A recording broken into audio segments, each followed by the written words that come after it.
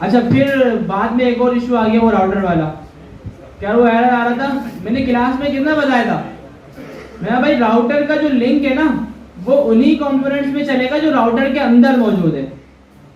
Router की file खोल के मैंने बताया था कि यार ये जो राउटर है ना इसके बाहर लिंक नहीं चलता।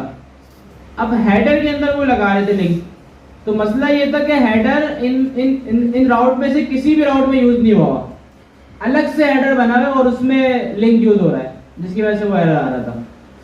अब लिंक का टैग आपने यूज करना है ना, तो आप कहाँ कहाँ कर सकते हैं, आप होम में लिंक का टैग यूज कर सकते हैं, आप अबाउट में कर सकते हैं, कॉन्टेक्ट में कर सकते हैं, एडिट प्रोफाइल में कर सकते हैं, प्रोफाइल में कर सकते हैं, इन कंपोनेंट में कर सकते हैं और इनके सारे चाइल्ड्स में कर सकते हैं। ऐसा ना हो कि यार ऐसा कंपोनेंट हो जिस कंपोनेंट से जिस कंपोनेंट का इन कंपोनेंट के साथ कोई ताल्लुक ही ना हो और उसमें आप लिंक यूज करेंगे तो फिर वो एरर देगा, क्योंकि वो राउटर से बाहर होगा।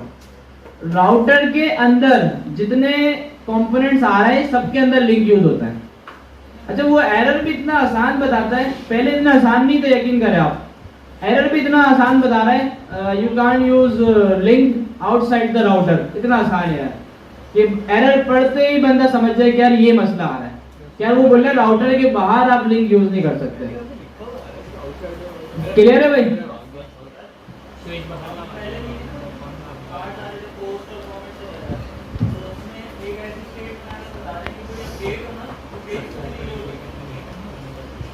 रीलोड हो जाए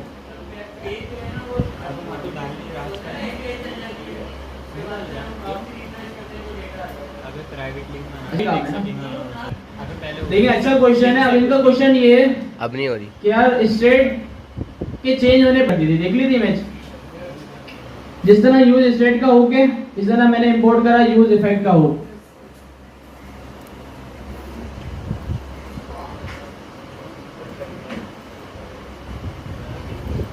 ठीक है भाई? अच्छा एक ये यूज इफेक्ट है, ये मुझे बताएं किस लिए होता है। हाँ भाई, फर्स्ट टाइम कॉल करेगा, मतलब जब हमें इनिशियल कोई डेटा मंगवाना हो। अब जैसे मैंने आपको लोकेशन वाला काम दिया, क्या लोकेशन गेट करके डेटा आ जाए इनिशियली, तो वो काम इसमें होता। अब ये यासिर बोल रहे हैं भाई कि अब ऐसा कोई काम करना है, क्या एक स्टेट है मेरी, उसके चेंज होने पे दोबारा डेटा है, तो मैं क्या करूंगा, ऐसा यही हुक दोबारा लगाऊंगा और जो भी मेरी स्टेट होगी वो मैं इसके अंदर दे दूंगा। जैसे मैंने कहा नेम चेंज हो तो दोबारा डेटा है, मैंने इसमें नेम दे दिया। तो अब जब जब नेम चेंज होगा ये यूज इफेक्ट दोबारा चलेगा, ये वाला नहीं चलेगा, ये वाला दोबारा चलेगा। क्लियर है भाई? अच्छा ये काम अच्छा भी है। अब इसमें क्या था, अभी सर्च आपने लगाया वेदर में, तो आप अच्छा ये वाला जो है ना सिर्फ ये चेंज होने पे नहीं चलता, ये फर्स्ट टाइम भी चलता है। पहली बार ये इनिशियल चलेगा और दूसरी बार जब नेम चेंज होगा जब चलेगा। तो आप दोनों काम इसमें भी कर सकते थे कि यार पहली एपीआई कॉल में सारा डेटा आ गया, दूसरी में जो नेम चेंज हो रहा है उससे रिलेटेड डेटा आ गया। तो बहुत आसान चीज है, कोई इतनी मुश्किल चीज नहीं है। क्लियर है भाई? अच्छा यूज ये जो हुक है यूज इफेक्ट को अभी अच्छी तरह पढ़ना है। इसके अलावा और भी है, इसमें कस्टम हुक बनते हैं। कस्टम हुक मतलब ये अलग से एक फाइल के अंदर हमने अपने हुक्स बना के रख लिए और उसको यूज करते रहे। कस्टम हुक इसमें हम बनाते हैं, ठीक है? तो देखेंगे वो भी कैसे बनते हैं। इसमें दो हुक और रहेगा, यूज ज्यादा नहीं होते लेकिन थोड़े से एडवांस ही लॉजिकल है। एक यूज मेमो के नाम से और एक यूज कॉलबैक के नाम से, ठीक है? हो सके तो दोनों देख के आइएगा अगर समझ में आ जाए, वरना हम इंशाल्लाह क्लास में देखेंगे। अच्छा भाई स्टेट क्लियर है? अच्छा स्टेट में एरे हो, ऑब्जेक्ट हो, सब अपडेट करा सकते हैं। एक बात और मैंने बताई थी कि यार अगर एरे हो और अगर एरे अपडेट करवानी हो,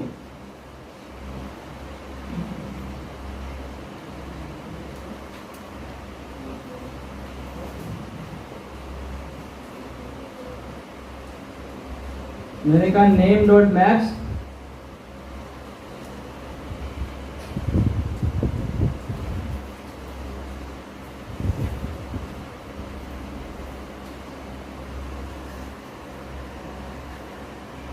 सही लिखा भाई? Yes sir. यूएल नहीं बनाया बस।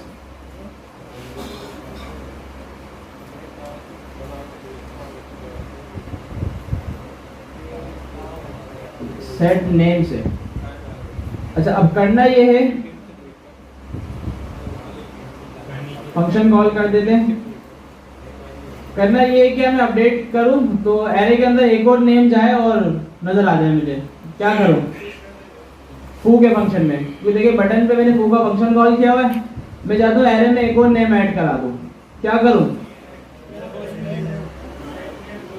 मैं यहाँ पे लिखूं भाई नेम्स डॉट, अब देखें अब कोई बोला सेट नेम डॉट पुश, कैसी बातें करते समझ से बाहर होती है। डॉट पुश का मेथड किस पे चलता है? तो ये सेट नेम से है या फंक्शन से? फंक्शन है, तो इस पे पुश कैसे लग सकता है? सोचने वाली बात है ना। तो जितनी भी चीजें ये जावास्क्रिप्ट की है भाई, रिएक्ट अलग से कोई नई चीज नहीं है आपके सामने, सब जावास्क्रिप्ट है। और नेम्स के अंदर क्या आ रहा है? नेम्स में क्या मिलेगा? एरे मिलेगा ना, तो इस पे पुश लग सकता है। तो इस पे अगर मैं इसे पुश लगा दूं और यहाँ पे मैं बोलूं कि भाई अहमद चला जाए और कंसोल डॉट लॉग करवा के देखो नेम्स को, तो अहमद जा चुका होगा या नहीं जाएगा? नहीं जाएगा। कंसोल पे दिखेगा लेकिन रेंडर नहीं होगा। चेक कर लेते हैं, अपडेट करा, देखिए कंसोल पे आ गया गौसन अहमद, यहाँ नजर नहीं आया। क्यों? वहां तक पहुंच गया, वहां से तो आया। ये मसला कोई मसला क्या है? रेंडर दोबारा कब चलता है? जब कोई स्टेट या प्रॉप में चेंज आता है। अभी चेंज तो आया लेकिन रिएक्ट को पता नहीं चला कि भाई कोई चेंज आया है। क्यों पता नहीं चला? क्योंकि एरे का जो रेफरेंस था वो सेम रहा। तो रिएक्ट जो वर्चुअल डॉम है वो जब समझेगा कि जब एरे पूरा का पूरा चेंज हो जाएगा। अगर एरे चेंज नहीं होगा उसके अंदर का, अच्छा आपको याद होगा कांस्टेंट के अंदर क्या वैल्यू अपडेट हो सकती है? लेकिन अगर वो वैल्यू हो एरे हो तो हो जाती है। मैं यहाँ पे लिखा नेम, क्या एरर आना चाहिए? एरर क्या था? एरर भी तो बताएं।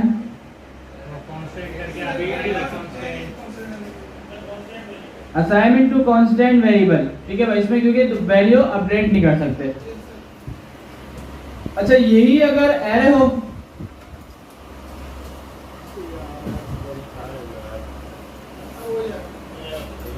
हो जाएगा भाई, पुश कर दूं। क्यों हो रहा है भाई एरे पे?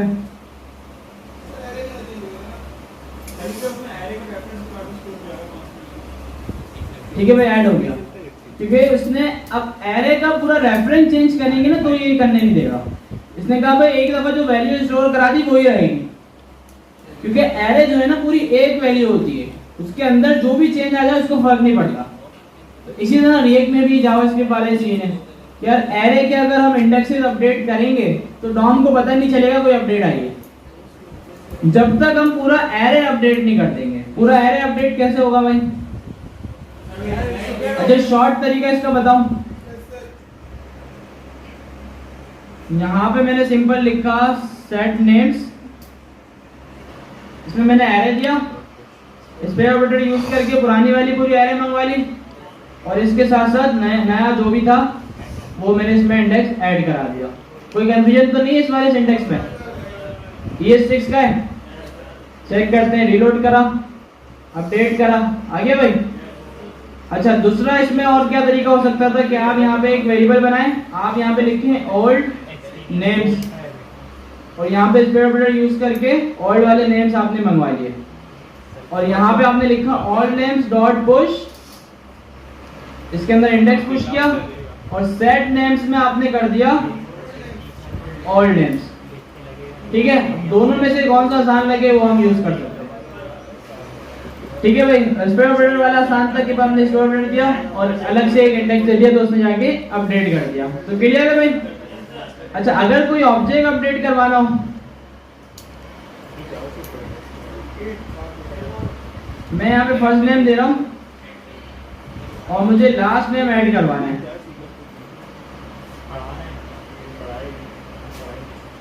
मैंने कहा सेट यूजर, यूजर आ गया सेट यूजर।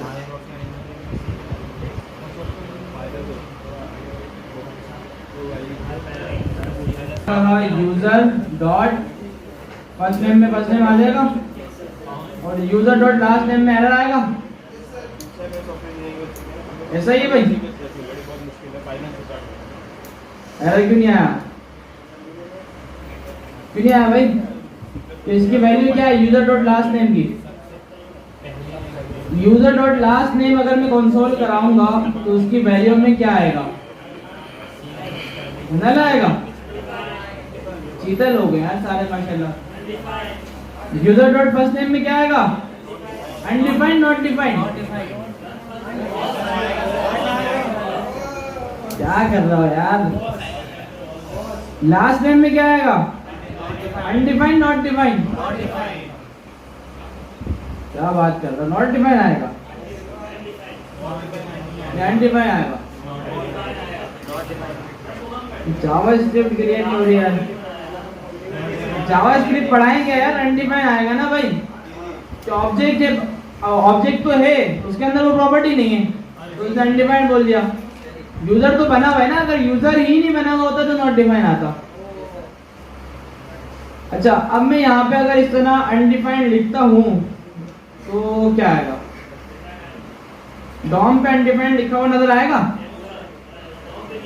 क्यों नहीं आएगा? क्यों नहीं आएगा? क्योंकि डॉम पे फॉल्स वैल्यू रेंडर नहीं होती। सही भाई, जो जावास्क्रिप्ट में भी था भाई, फॉल्स वैल्यू डॉम पे नजर नहीं आती। अच्छा अब मुझे लास्ट नेम ऐड कराना है। मैं चाहता हूँ मेरी फंक्शन कॉल हो और ऑब्जेक्ट में जाके लास्ट नेम ऐड हो जाए। क्या करूँ?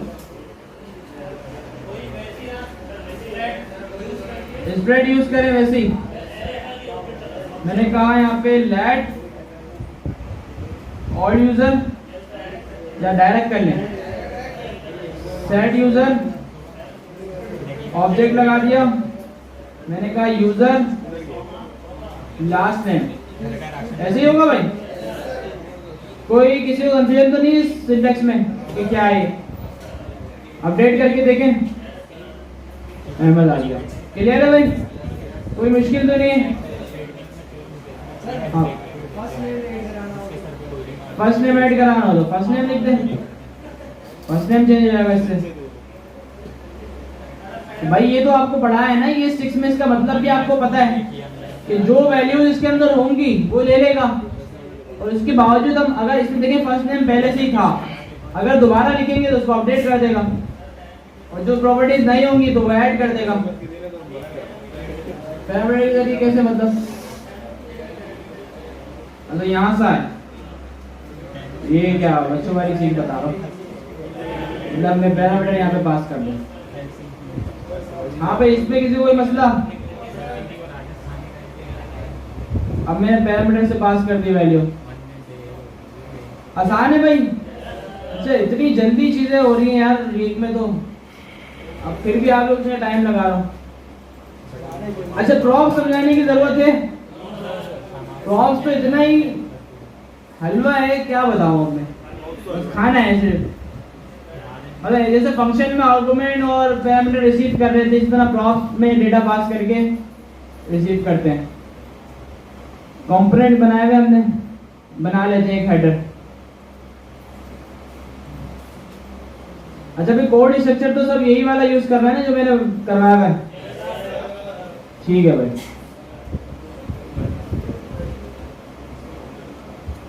इंडेक्स बनाया मैंने, यहाँ पे हेडर का कंपोनेंट बनाया।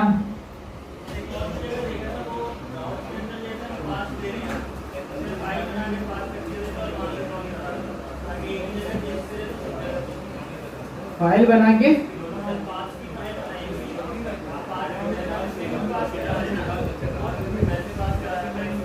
ऐसे भी कर सकते हैं, और भी तरीके हैं। देखो पहले भाई बेसिक पे जाएंगे ना भाई, हर चीज में पहले बेसिक जाएंगे फिर एडवांस जाएंगे। डायरेक्ट एडवांस जाएंगे तो ना बेसिक आएगा ना एडवांस आएगा। तो जितना हो सके पहले बेसिक चीज देखा करें, डायरेक्ट एडवांस पे नहीं जाते।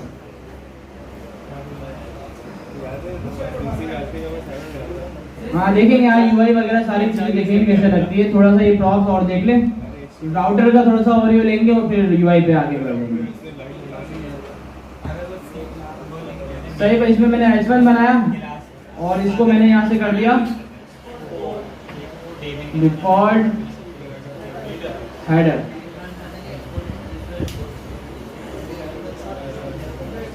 index.js कंपोनेंट की index.js आ गई। इसमें मैंने कहा इंपोर्ट हेडर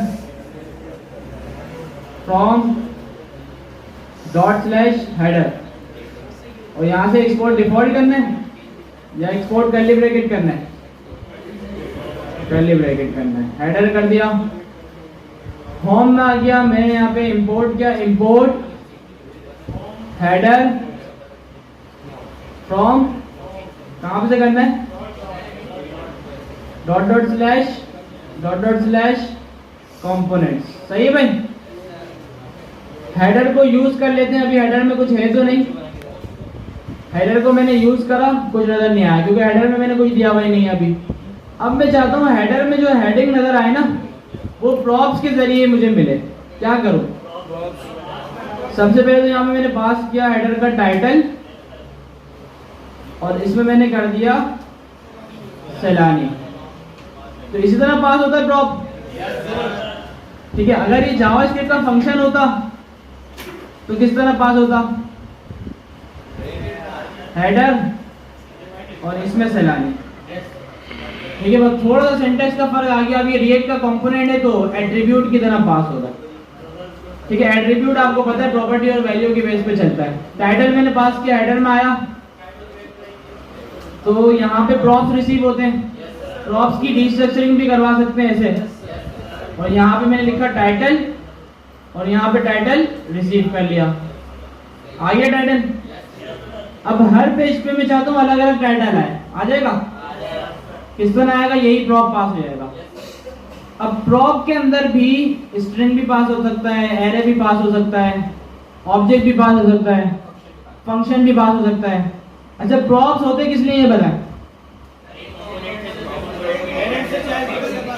एक कंपोनेंट से दूसरे कंपोनेंट को डेटा पास करने के लिए, पेरेंट टू चाइल्ड या child to parent, parent to child करते हैं, और चाइल्ड से पेरेंट को देना हो तो क्या करते हैं? फंक्शन के जरिए करते हैं। जबरदस्त भाई,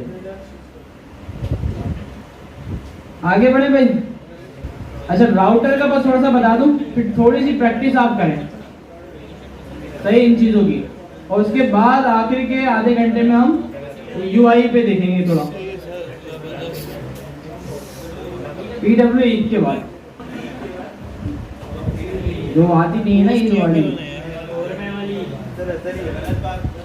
अच्छा, एक यार के संडे को हम हेल्पलेस रखें लेकिन ऑनलाइन। सही है, मैंने थोड़ा सेटअप वगैरह बनाया है, थोड़ा दिखाओ तो आप लोगों को और आपको भी फायदा हो जाएगा। तो उसमें मुझे बताएं टाइम क्या सही रहेगा? रात। क्या चीज में राउटर की क्या जरूरत पड़ गई? पेजेस बना सकें, एक पेज से दूसरे पेज पे जा सके, लिंक करा सके। ठीक है, क्योंकि रिएक्ट में राउटर जो है ना वो अपना नहीं है, तो रिएक्ट में राउटर यूज करने के लिए हम थर्ड पार्टी एक लाइब्रेरी यूज करते हैं जिसका नाम है रिएक्ट राउटर डॉक। वो हमने इंस्टॉल की थी, उससे हमें क्या क्या चीजें मिली थी? राउटर, राउट, स्विच। अच्छा, इसमें यूज लोकेशन, यूज पैराम की काफी सारी चीजें और आसान है, आप लोग खुद भी देख सकते हैं। मेन चीज ये दो है, राउटर और राउट। अच्छा, राउटर की सबसे पहले तो आपने एक फाइल बनानी है। क्या ये मेन फाइल हो गई? सबसे मेन फाइल होती है ऐप की राउटर। राउटर का कंपोनेंट फिर आपने राउट्स बनाने हैं। राउट कैसे बनेंगे? राउट का जो कंपोनेंट इंपोर्ट किया है उसको सेल्फ क्लोज कर दिया आपने। अब ये आपसे दो प्रॉप लेगा, पहला ये लेगा पाथ और दूसरा ये लेगा कंपोनेंट। बहुत आसान है। पहले मैं पाथ बताया कि भाई अगर ये वाला पाथ हो तो ये वाला कंपोनेंट दिखा दो। अच्छा, स्लैश का मतलब क्या है? रूट। मतलब जैसे ही मैंने लोकल होस्ट 3000 लिखा ये आ गया, या जैसे ही मैंने netlify.com लिखा ये आ गया, तो ये रूट कहलाता है। अच्छा, इसके अलावा स्लैश अबाउट पे मैंने कहा भाई अबाउट का कंपोनेंट आ जाए, स्लैश कॉन्टेक्ट पे मैंने कहा कॉन्टेक्ट का कंपोनेंट आ जाए, तो ये मुश्किल है ही नहीं, बहुत आसान है ये। सही है भाई? क्या प्रॉब्लम था?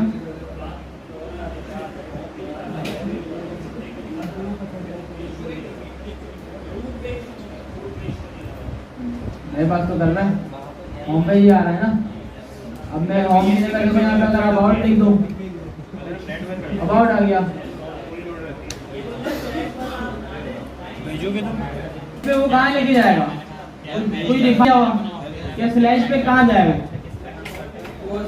क्योंकि सबसे पहली जो यूजर की रिक्वेस्ट आएगी वो स्लैश पे आएगी। 15 GB। अब आप जब गूगल पे जाते हैं तो आप google.com लिखते हैं ना, एक्सपीरियंस होगा, तो सबसे पहले यूजर जो जाता है वो रूट पे जाता है। तो इसी वजह से रूट वाला जो कंपोनेंट है वो सबसे पहले डिफाइन करना होता है। क्लियर है भाई?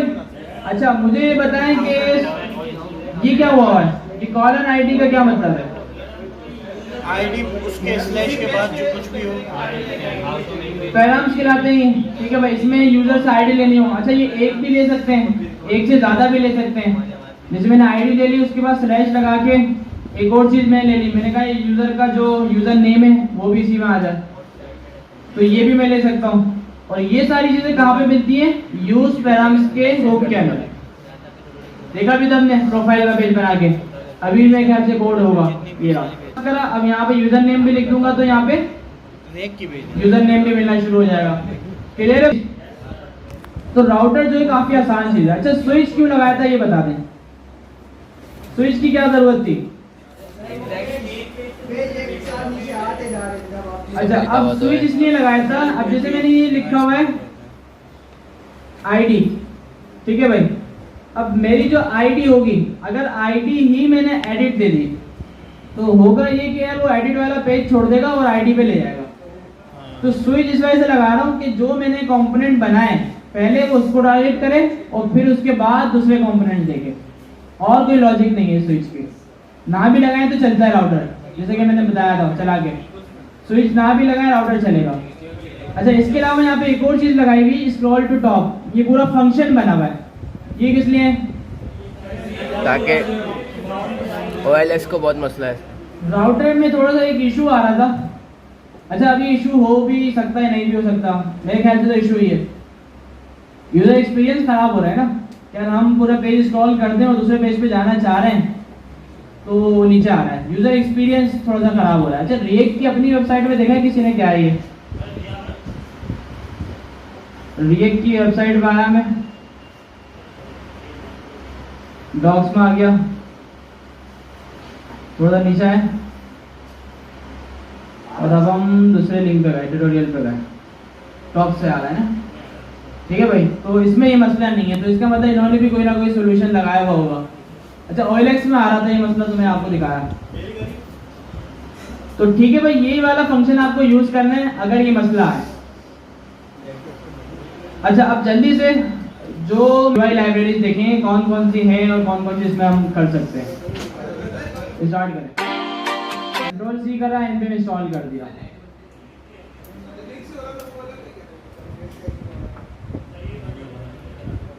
क्या सही में एनपीएम इंस्टॉल हो रहा है? इंस्टॉल करने के बाद अभी देखिए तरीका बता रहा है। अच्छा इतनी आसान होती है लाइब्रेरीज, अभी मैंने आपको ये पढ़ाई भी नहीं होती, तो क्या आप ये नहीं कर सकते थे खुद से? बस एक लाइन ये इंस्टॉल चलाई, दूसरी लाइन में आपने क्या करा, import button from react bootstrap slash button, और नीचे बटन यूज कर लिया। दो तरीके, या तो ऐसे इंपोर्ट कर ले या ऐसे इंपोर्ट कर ले, और बटन आपने डायरेक्टली नीचे यूज कर लिया। ये बूटस्ट्रैप के कंपोनेंट्स हैं। दूसरा क्या तरीका है? अच्छा जावास्क्रिप्ट चलाने के लिए इसमें भी उसी तरह जावास्क्रिप्ट के लिंक लगेंगे। पब्लिक के अंदर जो index.html की फाइल है ना, उसमें जाके आपने जावास्क्रिप्ट के लिंक लगा देना है अगर जावास्क्रिप्ट चलानी है बूटस्ट्रैप में। अच्छा इसके अलावा थोड़ा सा और नीचे आएंगे, आपको CSS की एक लिंक नजर आ रही है जिसमें लिखा हुआ है import bootstrap/this/css/bootstrap.min.css। ये वाली लिंक आप कॉपी करेंगे और ये क्या बोल रहा है आपको, the following line can be included in your src index.js और app.js फाइल। क्या मतलब हुआ? दोनों में से किसी एक में। ये जो फाइल है या तो आप अपनी index.js में लगाएं या app.js में लगाएं। इन दो फाइलों में क्यों बोल रहा है? क्योंकि ये सबसे मेन फाइल है, इसमें लगा दी तो सब में चलेगी। ऐसा ही है, मैंने इसको कॉपी किया, मैं index.js में आ गया और यहाँ आके मैंने इसको पेस्ट कर दिया। सही भाई? इंस्टॉल भी हो गई होगी, बिल्कुल हो गई। मैंने एनपीएम स्टार्ट करा। अच्छा, ये करने के बाद अभी तक मैंने क्या करा, इंस्टॉल करा और सीएसएस का लिंक लगाया, और कुछ तो नहीं किया। ये करने के बाद अगर आपको अपना एचटीएमएल वाला ही तरीका आसान लगता है उसको भी फॉलो कर सकते हैं। ये कर लिया। अब मैं बूटस्ट्रैप की वेबसाइट पे गया, जैसे मैं एचटीएमएल में करता था। बूटस्ट्रैप की वेबसाइट पे गया, बूटस्ट्रैप पे आया। अब मैं चाहता हूँ यार मुझे बटन लगाना है। गेट स्टार्ट करा। हाँ भाई बोलो। अब कंपोनेंट्स थे, लेकिन मैं एचटीएमएल वाला तरीका बता रहा हूँ। बटन्स आ गए, बटन लगाने, कॉपी किया, होम पे आ गए, इंडेक्स का लिंक लगाया हुआ क्योंकि मैंने यहाँ पे इसको पेस्ट किया। सिर्फ क्लास की जगह क्या कर दूंगा, क्लास नेम। आ गया। मुश्किल है क्या? बिल्कुल भी मुश्किल नहीं है।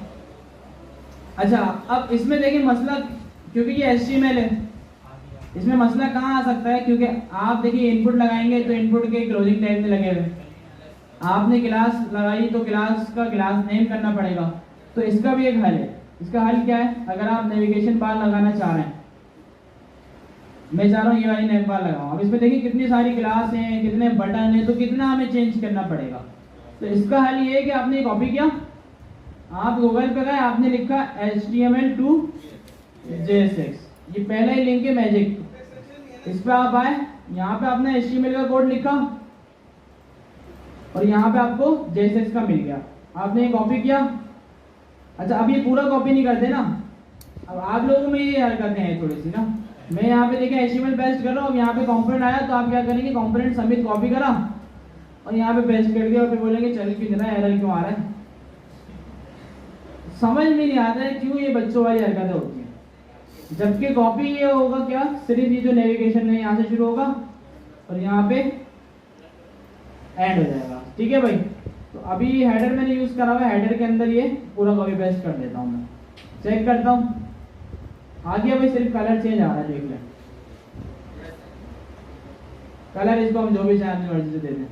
सही, कोई मुश्किल तो नहीं है बूटस्ट्रैप। एक ये तरीका है, इससे लगा लें।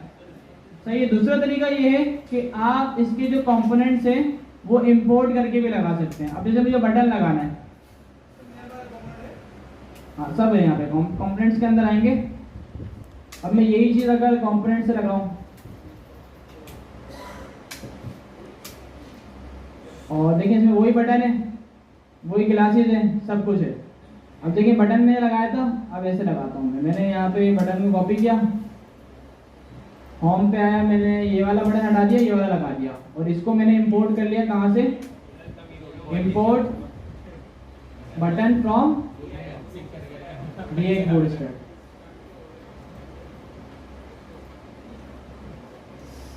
ठीक है भाई, बात देखिए, कुछ चेंज आया, कुछ चेंज नहीं आया।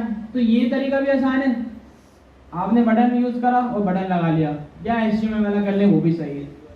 ठीक है। अब रिक्वायरमेंट की बात होती है। अब देखिए इसमें जो है ना, बेहतर ये वाला क्या आता है, रिएक्ट बूटस्ट्रैप वाला, क्योंकि रिएक्ट की यूज करना है तो डायरेक्ट ना हमें JSX में कन्वर्ट करना पड़ेगा ना कुछ करना पड़ेगा, डायरेक्टली यूज कर लें। अगर ये ना आ रहा हो तो HTML वाला भी कर लें, दोनों ही आसान है। क्लियर है भाई? अच्छा, अब क्योंकि जावास्क्रिप्ट नहीं लगाई तो ये चलेगा नहीं चलेगा, तो इसमें आप ये वाली भी लगा सकते हैं। गेट स्टार्टेड में गए, यहाँ पे आपने आके जावास्क्रिप्ट का बंडल कॉपी किया, इंडेक्स की फाइल में गए, HTML में आए और यहाँ पे आपने जावास्क्रिप्ट ऐड कर दी। सही भाई, कोई मुश्किल तो नहीं है। अच्छा, एक लाइब्रेरी और बता रहा हूँ जो है मटेरियल यूआई, ज्यादा यूज होती है, बहुत डिमांड है। अच्छा, वैसे ये HTML CSS में भी थी, मटेरियलाइज CSS के नाम से, अगर यूज की हो किसी ने, की है भाई?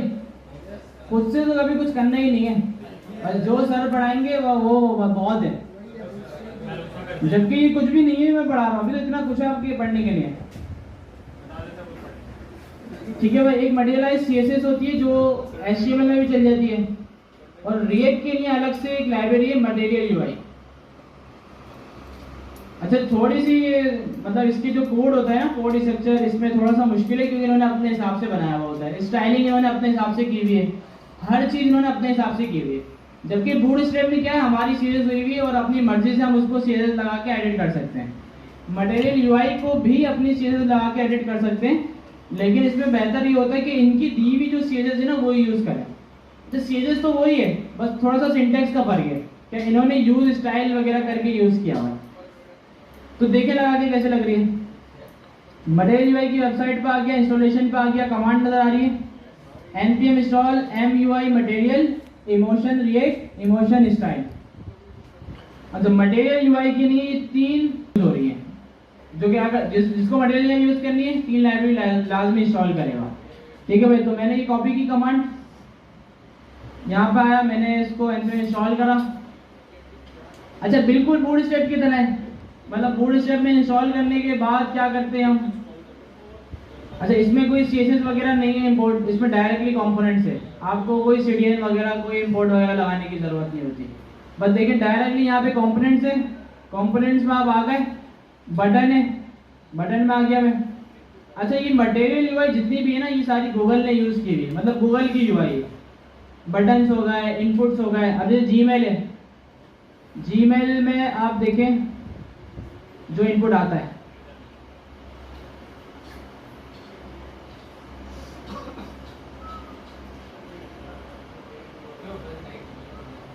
वो जीमेल खुल जाती ना। ऐड अकाउंट कहाँ से होता है, चलो इनकॉग्निटो खोल देते हैं।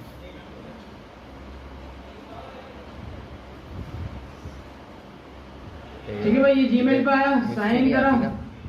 देखिए ये वाला इनपुट नजर आ रहा है, ये बना बनाया आपको मिल जाएगा कहाँ पे, टेक्स्ट फील्ड में आया और ये आ गया आपका इनपुट, वही है। और बहुत ही आसान है, लगाना कोई मुश्किल नहीं है। आपने इंपोर्ट करा टेक्स्ट फील्ड और यूज कर लिया, लगा के देखिए भाई, इंस्टॉल हो गई, npm स्टार्ट कर दिया। और हम अब लगाएंगे मटेरियल यूआई। बटन देखते हैं सबसे पहले, बटन कैसे लगेगा भाई। अब देखें इसमें से मुझे आउटलाइन वाली अच्छी लग रही है ना। अच्छा मटेरियल यूआई कभी भी डायरेक्टली यूज नहीं करनी, हमेशा कंपोनेंट बना के यूज करनी है, तो सही रहेगा, वरना बहुत इश्यूज आएंगे। अब मुझे टेक्स्ट फील्ड यूज करनी, कैसे करूंगा। ऊपर नजर आ रही है कोड का icon, show the full source, ये क्लिक करा। अब आप देखेंगे कि आपको पूरा कोड नजर आ जाएगा। आ गया भाई, ये आपने पूरा कॉपी किया, आप अपने कोड में आए, कंपोनेंट्स में आके आपने कहा इनपुट, इनपुट में आपने कहा index.js और यहाँ आपने पेस्ट कर दिया। कौन सा वाला यूज करना है इसमें, देखें 3 दे रहा है, एक ये एक ये एक ये, कौन सा करें, फर्स्ट वाला। तो फर्स्ट वाला जो है वो आउटलाइन है, बाकी के 2 जो है वो मैं रिमूव कर देता हूँ। ये भी करना पड़ता है, मटेरियल यूआई से जब आप कोड उठाते हैं तो एक्स्ट्रा चीज़ें आती हैं, तो उनमें से जो आपको चाहिए वो रखें और बाकी सारी रिमूव कर दें। अब यहाँ से ये एक्सपोर्ट डिफॉल्ट हो रहा है बेसिक टेक्स्ट फील्ड के नाम से। मैं आया होम में, मैंने इसको इंपोर्ट करा, मैंने कहा import basic text field from :/component/input। सही भाई, और यहां मैंने इसको यूज कर लिया बेसिक टेक्स्ट फील्ड। क्लियर है भाई, सेव कर दिया।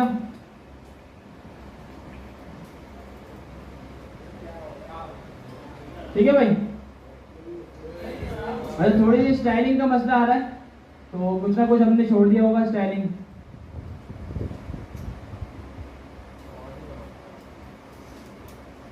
गेट स्टार्टेड पे आ जाते हैं। यहाँ पे हम देखते हैं क्या इन्होंने कोई स्टाइलिंग तो ऐड नहीं कर दी। हमने इंस्टॉल कर लिया मटेरियल जो है, अच्छा इंजन SRC स्टाइल कंपोनेंट, ये भी करना है। और if you want to use style component, styling engine आपको चाहिए होगा, तो ये भी देखिए। पहले हमने ये इंस्टॉल किया था, अब ये पूछ रहा है कि यार आपको स्टाइलिंग इंजन वगैरह जो भी इनका है स्टाइल कंपोनेंट, अगर वो यूज करना है तो आपको ये भी इंस्टॉल करना पड़ेगा। क्या चीज, स्टाइल के बगैर इसके अलावा दूसरी चीजें भी होंगी जो स्टाइलिंग होंगी, नेविगेशन बार हो गई और दूसरी। अभी देखें इसमें देखें एनिमेशन वगैरह लगी हुई है, मेरे ख्याल से इस वजह से इन्होंने बोला। अच्छा टेक्स्ट फील्ड जो है वो हो सकता है स्टाइल कंपोनेंट हो, देख लेते हैं। npm स्टार्ट कर दिया। अच्छा अब ऐसा नहीं करिएगा क्या जो चीज आ रही है वो मटेरियल से उठाई और चिपका दी। नेविगेशन लगानी मटेरियल यूआई, बटन लगाने मटेरियल यूआई, टेक्स्ट फील्ड लगानी मटेरियल यूआई, ऐसे नहीं होता। अच्छा ऐसे होता भी है। अब एक क्लाइंट आ जाए बोले यार मुझे अपनी पूरी वेबसाइट मटेरियल यूआई पे ही बनानी है, तो चलता है हाँ भाई अब तो आपको मटेरियल यूआई पे ही बनानी है, लेकिन जान की छुड़वानी। क्या आप एक ऐसी वेबसाइट बना रहा हूँ, अब एक होती है ना वो वाली बात, क्या बोलते हैं हडरामी वाली बात, क्या बटन में क्यों बनाऊं, मैं तो मटेरियल यूआई का ही लगाऊंगा, तो वो नहीं करिएगा। इससे बेहतर देखिए मैं ये बोलता हूँ कि यार हमेशा आपकी कोशिश ये होनी चाहिए कि यार जितना हो सके ना खुद बनाए। अच्छा ये थोड़ा सा इशू कर रहा है, कुछ ना कोई स्टाइलिंग का या वर्जन का इशू हो सकता है। मैंने स्टाइलिंग दी हुई होगी इनपुट को तो मैंने कोई स्टाइलिंग नहीं दी हुई। अच्छा ये हो सकता है इसका वर्जन वगैरह का भी इशू हो जाता है। अलग से एक प्रोजेक्ट बनाइएगा रिएक्ट का और उसमें यूज कर लिएगा। अच्छा दूसरा वाला अगर देखें हम, इसमें 2-3 थे ना इनपुट, मैं इनपुट में आया, इसमें हम देखते हैं बाकी तीनों एक साथ लगा के देख लेते हैं क्या आ रहा है। ये वाले सही है ना, क्या कमेंट कर दूं, होम पेज हेडर कमेंट कर दो। मैंने इससे इसका कोई मसला है, इससे क्या होगा, असल में वो मटेरियल यूआई का ही इशू है कि यार वो बॉर्डर के ऊपर आ रहा है। अच्छा देखिए दूसरा वाला सही लग रहा है, दूसरा वाला बिल्कुल सही आ रहा है, तीसरा वाला भी सही आ रहा है। अच्छा इसके अलावा इसमें नेविगेशन भी है। अच्छा इसकी काम की क्या क्या चीजें मैं आपको ये बता रहा हूँ।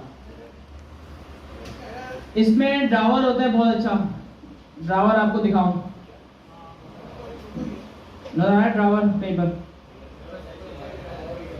ये रहा ड्रावर। क्या होता है देख लेते हैं ना डायरेक्ट, ये ड्रावर होता है। नेविगेशन बार के साथ भी होता है, क्या नेव बार भी और ड्रावर दोनों है। ये देखें, देखिए नेव बार भी आ रही है और इसका ड्रावर भी आ रहा है। इसमें ये कहा देखिए ये चीज आप अगर खुद से बनाने बैठेंगे ना बहुत टाइम लग जाएगा और बहुत मुश्किल से बनेगी। तो मैं क्या करता हूँ ना, ड्रावर यूज करना होता है मैं मटेरियल यूआई का यूज करता हूँ जाहिर से। अच्छा अब मैं ये नहीं करूँगा कि बटन वो भी मटेरियल यूआई का करूँ, मुझे पता है बटन तो यार 5 मिनट में उससे अच्छा मैं बना लूंगा, ऐसा ही है। बटन अच्छे तो हैं, अब लेकिन अगर टाइम कम होगा तो यूज कर लें, लेकिन बटन यार बन जाता है, बटन बनाने में 5 मिनट नहीं लगते हैं। अच्छी चीजें इसमें क्या है, स्टेप पर क्या होता है जैसे रजिस्ट्रेशन हो रही हो, अब जैसे ये सेलेक्ट कैंपेन सेटिंग, इसमें स्टेप 1 आ गया, नेक्स्ट करा स्टेप 2 आ गया, नेक्स्ट करा स्टेप 3 आ गया। तो ये चीजें काम की है इससे मटेरियल यूआई से लेने के लिए। अच्छा नेक्स्ट क्लास में इंशाल्लाह पूरी यूआई पे रखेंगे और ये सारी चीजें यूज करके देखेंगे क्या कैसे होती है। अच्छा इसके अलावा इसमें ग्रिड भी है, जैसे बूट स्ट्रैप में होती है वैसे ही सेम है। अब बूट स्ट्रैप में डिव आप यूज करें, कंटेनर करें, इसमें ग्रिड है। ग्रिड देखें कंटेनर, वही कंटेनर वाली बात आ गई। इसमें देखें ग्रिड का आइटम आ गया, स्मॉल एक्स्ट्रा स्मॉल पे बोला 8 कॉलम आएंगे। तो जिसको बूट स्ट्रैप का लेआउट आता है ये भी कर सकता है, कोई मुश्किल चीज नहीं है। अच्छा इसके अलावा टैब्स इसमें बड़ी बेहतरीन चीज है, वो बनाया था ना आपने रेस्टोरेंट का, ऐसा काम आता है इसमें कि मजा आ जाएगा। मटेरियल यूआई ये वाली जो रिएक्ट की है। अच्छा ये जो टैब्स जो है ना ये मटेरियलाइज से भी मिल जाते हैं। हाँ इसमें स्लाइडर भी होगा, स्लाइडर कैरोजल के नाम से होगा मेरे ख्याल से, नजर आ रहा है।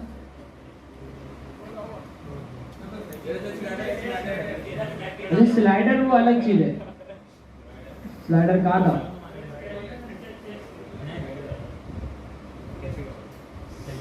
बाकी आप आराम से देखिएगा घर जाके क्या क्या है, ठीक है कोई मसला नहीं है। एक एक कंपोनेंट देखिएगा ओपन करके कि इसमें क्या है, इसमें क्या है, इसमें मॉडल भी है देखें बड़े जबरदस्त। अच्छा एक इसमें अच्छी चीज है, गूगल भी यही यूज करता है स्नैक बार, एरर दिखाने के लिए ना गूगल भी यही यूज करता है स्नैक बार। स्नैक बार नजर आ रही, गूगल भी ये यूज करता है। आ रही नीचे, ये देखो ना, ऊपर आ गई, राइट पर आ गई। तो गूगल भी ना, आपने देखा होगा एरर शो कराने के लिए ये यूज करता है। प्रोग्रेस बार है, आजूम ने भी किया हुआ है प्रोग्रेस लोडर। सही भाई, तो बड़ी बेहतरीन है।